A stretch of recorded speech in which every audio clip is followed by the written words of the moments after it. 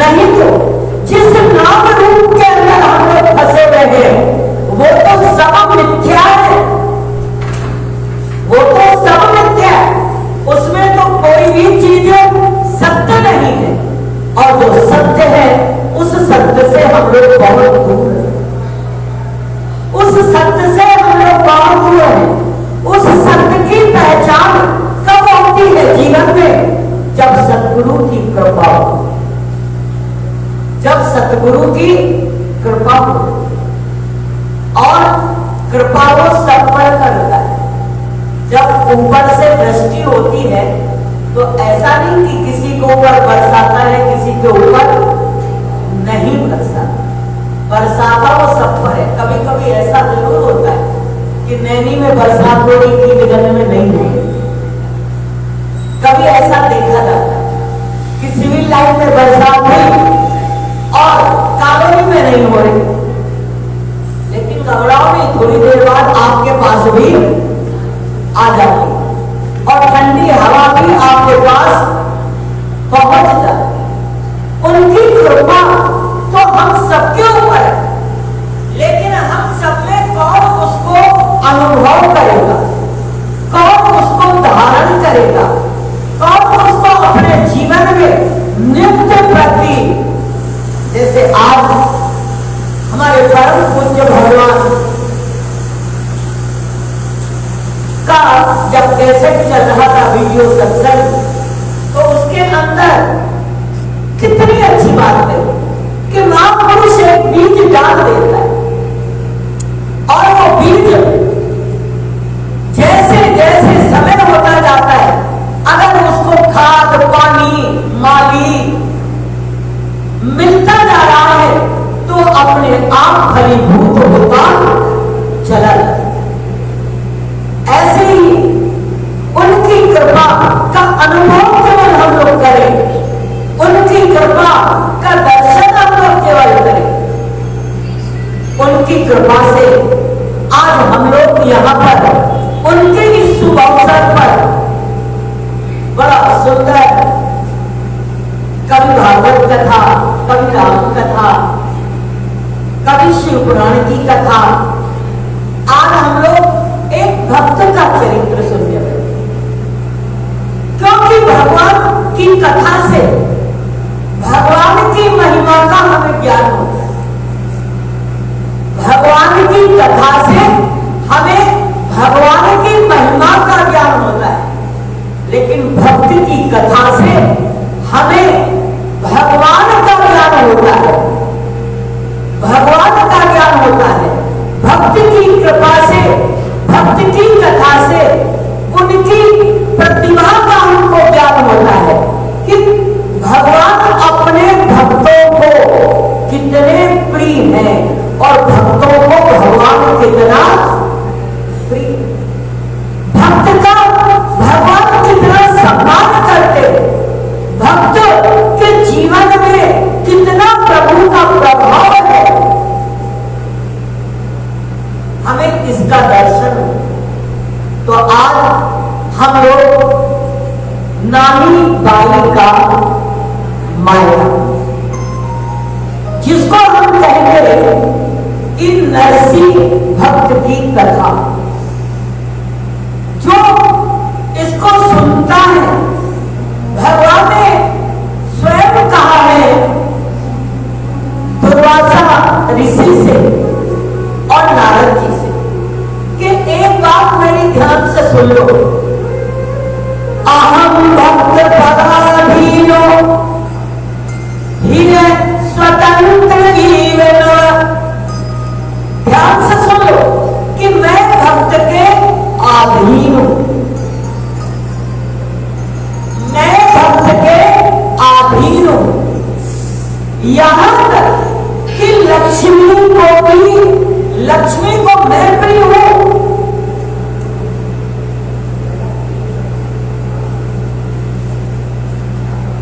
लक्ष्मी को मैं प्रिय हूं, लक्ष्मी दिन रात मेरे चरण दबाती रहती है, लेकिन मुझे लक्ष्मी भी उतनी प्रिय नहीं है जितना कि मुझे मेरा भक्त प्रिय। जितना मुझे मेरा भक्त प्रिय है। और भगवान इसका उदाहरण देते, भगवान इसका उदाहरण देते। उदाहरण क्या है? भक्त के लिए भगवान सब कुछ करने के लिए तैयार हो जाए। जैसे प्रबल प्रेम के पाले परे कर प्रभु को निया में बदलते देखा।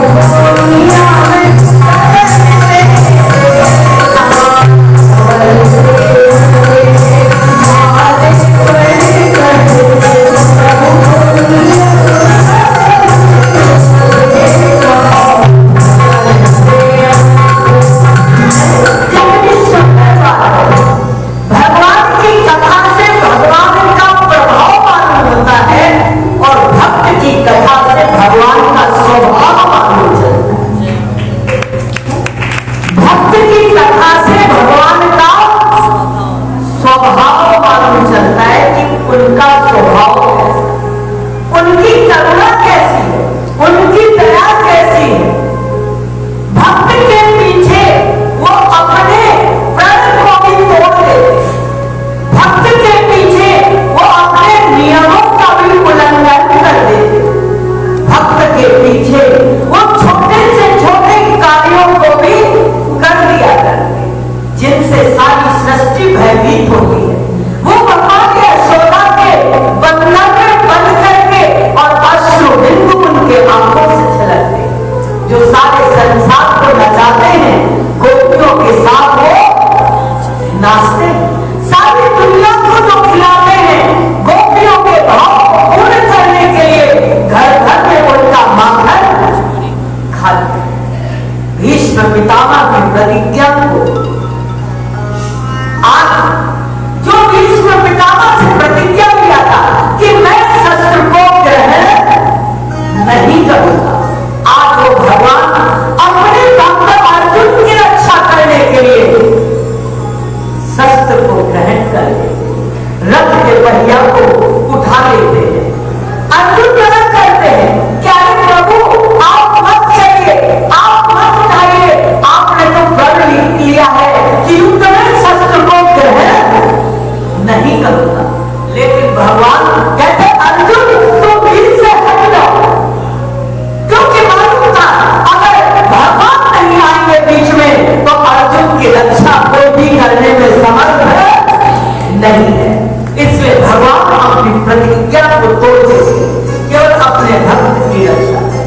लेकिन किस भक्त की रक्षा करने के लिए? हमारे तुम्हारे जैसे ठगों के लिए हम तुम तो पता नहीं अभी किसके भक्त हैं, भगवान के हैं कि मान के हैं कि सम्मान के हैं कि धन के हैं कि दौलत के हैं कि संसार के हैं कि ऐश्वर्य के हैं।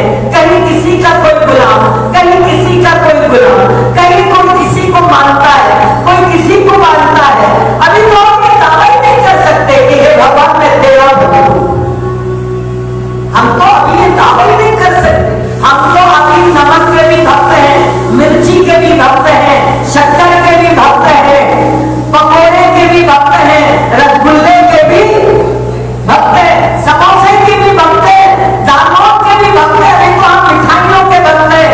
पता नहीं किसके किसके भक्त हैं, कई पति के भक्त हैं, कई पत्नी के भक्त हैं, कई संसार के भक्त हैं, कई नाते रिश्तेदारों के भक्त हैं। भगवान का भक्त तो दुनिया में कभी कभी पैदा होता है, और जो भगवान का भक्त पैदा होता है तो नारद भक्ति सूत्र के अंदर कहते हैं कि उस दिन देवता नृत्य करते हैं, दुनिया बजाते हैं। ऐसी आज मेरा एक भक्त दुनिया में पैदा हो गया जो मेरे पीछे दुनिया को छोड़ देता है, मेरे पीछे दुनिया की परवाह नहीं करता है, मेरे पीछे संसार की कोई परवाह नहीं करता है, समाज की परवाह नहीं करता है, किसी व्यक्ति की परवाह नहीं करता है, जो मेरा भक्त है। और जो मेरा नहीं है वो बहुतों की परवाह करता है। ये करूंगा तो वो क्या कहेगा, ये करूंगा तो वो क्या कहेगा, ये करूंगा तो वो क्या कहेगा। वो कहने में हम लोग अपने भगवान, अपने गुरु, अपनी भक्ति को पीछे छोड़ केवल दुनिया के पीछे, जो दुनिया ना हमारे साथ आई है और ना हमारे साथ जाए। ऐसी दुनिया के लिए हम लोग अपने धर्म का त्याग कर देते हैं, अपने सत्य का त्याग कर देते हैं, अपने गुरु की वाणी का त्याग कर देते हैं, अपनी श्रद्धा, अपनी भावनाओं का त्याग कर देते हैं। क्यों? क्योंकि हम भक्त हैं। जिस दिन हम उसके दीवाने हो जाएंगे उस दिन हमें किसी की परवाह नहीं रह जाएगी कि कोई क्या कहेगा, कोई क्या कहेगा। ये तब तक है जब तक हमारी दृष्टि दुनिया की तरफ है, और जब दुनिया से मुंह मोड़ लोगे ठाकुर की तरफ तुम्हारा मुंह हो जाएगा। सब ईश्वर प्रेम की मां कृष्ण जी की तरफ अगर तुम्हारा मुंह हो जाएगा तो फिर दुनिया क्या कहेगी इसकी परवाह नहीं होगी, मेरे गुरुदेव क्या कहेंगे इसकी परवाह हमें अपने जीवन में, क्योंकि मुंह तो उनको दिखाना है। दुनिया तो मर जाओगे तो मुंह देखने भी, और आएगी तो बड़ी डरते डरते आएगी। जब मर जाता है ना ऐसे मुंह ताकता रहता है, बड़े प्यारे हो, बड़े अच्छे हो, अरे बड़े अच्छे लगा तो, और वही आदमी जब मर जाता है तो कईयों को तो देखने से भी डर लगता है। कई लोग तो देखते भी नहीं आंख उठा, आए चल गया, एक फॉर्मेलिटी हमको करनी, वही शक्ल जिस शक्ल के हम इतने दीवाने होते हैं। मुर्दा घर में पड़ा रहता है, रात में उसके पास कोई बैठने के लिए तैयार, जिसको हम जिंदा पकड़े रहते थे उसको हम 2 मिनट में छोड़। ये दुनिया है, इसलिए भक्त किसके वक्त दुनिया की मतलब। अगर भरोसा करना है और भक्त बनना है तो भक्त की परिभाषा क्या है?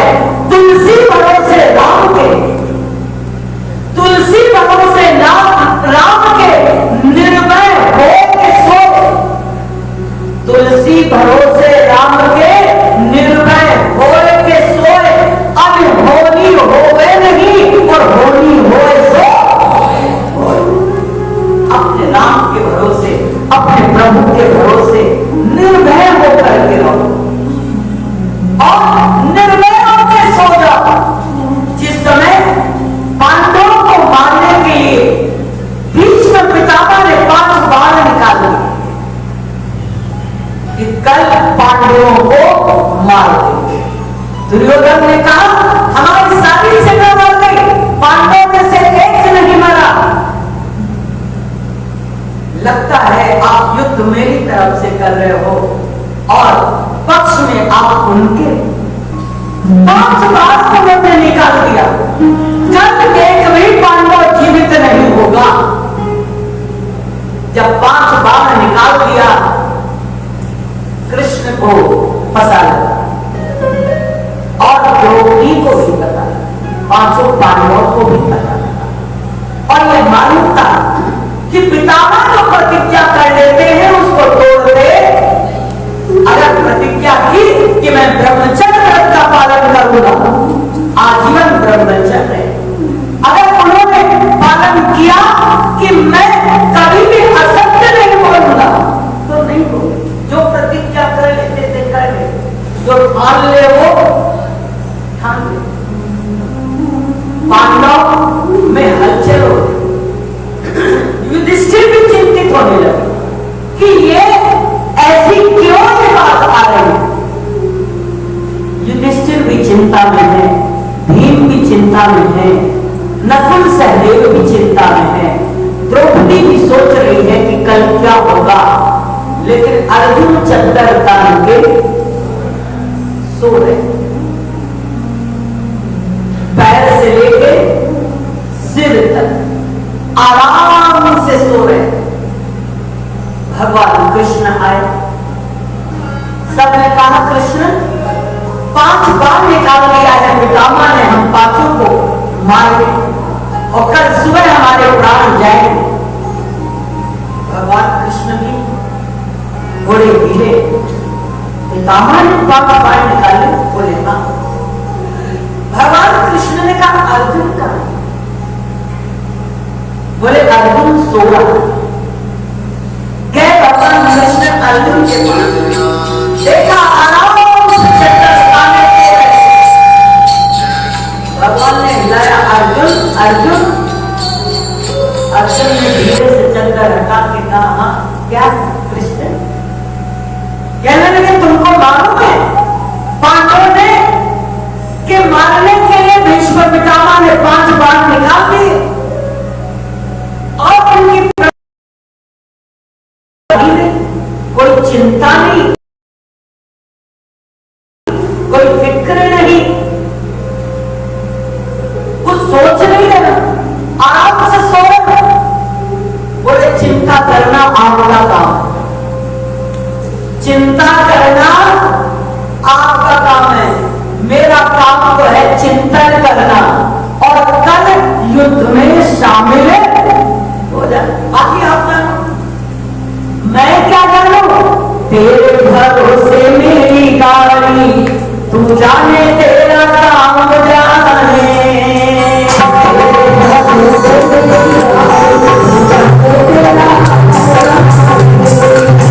तेरे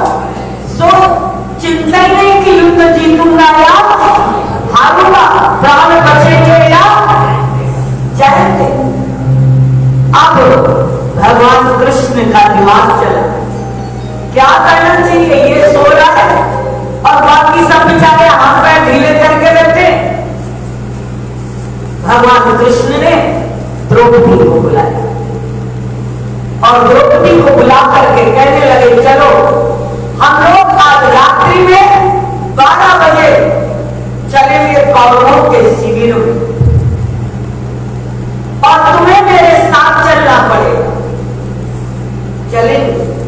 नियम ये होता है युद्ध का, युद्ध के समय युद्ध, उसके बाद जब रात्रि होती थी युद्ध विराम होता था तो सब एक दूसरे के शिविर में आते जाते।